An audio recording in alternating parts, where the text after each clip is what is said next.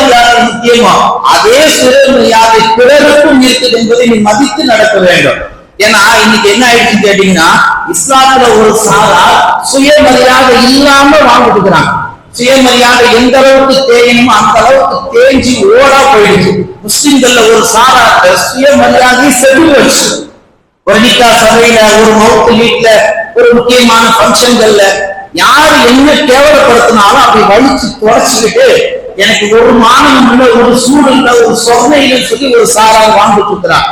அதுலயும் இன்னொரு முஸ்லிம் சாரா என்ன செய்யறாங்க, சுயமரியாதையை ஒட்டுமொத்தமாக கொண்டு போய் அடகு வச்சிருக்காங்க. அவங்களுக்கே தெரியல தான் மரியாதை தன்னை இழந்து போயிட்டே இருக்கு. சில செல்வந்தர்கள் என்ன செய்யறாங்க, சில பேரை தன்னுடைய காலுக்கு பேர் வச்சிருக்கிறான். அவன் தெரியாத வரைக்கும் தான் நமக்கு அடிமை. அவன் தெரிஞ்சிட்டான்னா அவன் நமக்கு முதலாளி ஆயிடுவான்னு சொல்லி சில தொழிலாளிகளை சில முதலாளிகள் செய்யறாங்க. அவருடைய சுயமரியாதையை ஒட்டுமொத்தமாக காலில் செருப்பாக போடுவதற்கு கூட இன்னைக்கு சில செல்வந்தர்கள் துணிந்து இருக்காங்க. அது சில பேருக்கு தெரியவில்லை. யாராவது ஒருத்தர் ஏன் எப்படி மானம் கட்டி போயிருக்கிறீங்கன்னு எடுத்து சொன்னாதான் அவருக்கு மண்டையிலே உரைக்கு. அது வரைக்கும் 60 ஆண்டு காலம் அந்த குடும்பத்திற்கு அவர் ஓடாக தேய்ந்து சுயமரியாதை எல்லாம் இழந்து மானம் பெற்று வாழ்ந்ததுதான் மிச்சம்.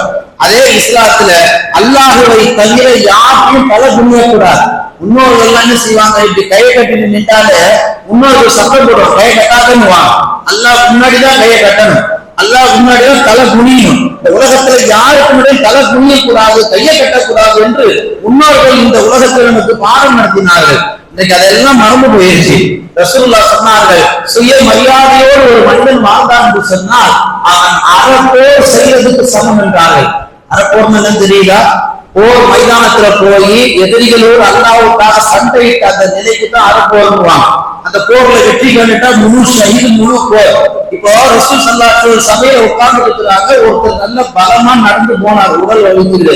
ஒரு சஹாபி சொன்னாங்க, யார சொல்லா இவ்வளவு பல்கா ஒருத்தர் போறார், இவர் போருக்கு போயிருந்தாருன்னா எத்தனை பேர் வென்று இருக்கலாம், நல்ல ஒரு பலன் கிடைச்சிருக்குமே அப்படின்னு ஒரு சஹாபி ரசூலுல்லாஹ் சொன்ன போது ரசூலுல்லாஹ் சொன்னாங்க, இவர் போருக்கு போகாமலேயே அல்லாஹ்வுடைய பாதையில் இருக்கிறார். சஹாபாக்கள் எப்படி யார சொல்லலாம், இப்ப இவர் தன்னுடைய பிள்ளைகளுக்காக சம்பாதிக்க போறார், தன்னுடைய குழந்தைகளுக்காக சம்பாதிக்க போறார். யார் தன் குழந்தைகளுக்காக சம்பாதிக்க செல்கிறார்களோ அவர்கள் எல்லாம் அல்லாஹ்வுடைய பாதையில் இருப்பதற்கு சமம் நாங்க ரசூலுல்லாஹ். அடுத்து சொன்னாங்க, இவர் தன்னுடைய தந்தை தாய்க்காக சம்பாதிக்க போறார். யார் தன் தாய் தந்தைக்காக சம்பாதிக்க செல்கிறார்களோ அவர்கள் அல்லாஹ்வுடைய பாதையில் இருக்கிறார். அடுத்து ரசூலுல்லாஹ் சொன்னார்கள், இவர் தன் குடும்பத்தில மனைவி மக்கள் பிற இடத்துல போய் கையேந்திர நின்றக்கூடாது, யாருமே 10 காசு கூட கேட்டக்கூடாதுன்னு சொல்லி